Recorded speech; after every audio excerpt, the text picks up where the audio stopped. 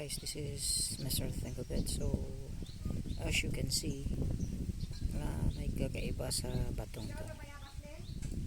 So tingnan niyo po, kumikinang siya.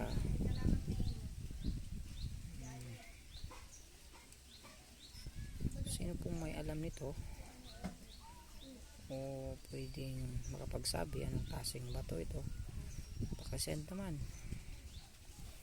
Yung mga rock expert dyan, baka kilala nyo po ito. May halaga ba ito? Hindi natin alam. Baka isa ito sa paraan ng Diyos na mabago naman yung buhay natin galing sa walang wala. Think of it.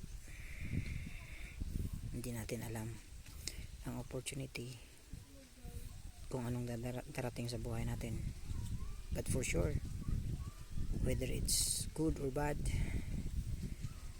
si God ay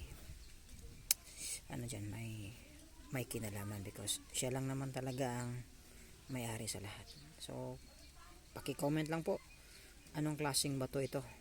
This is Mr. Think of It. I love you.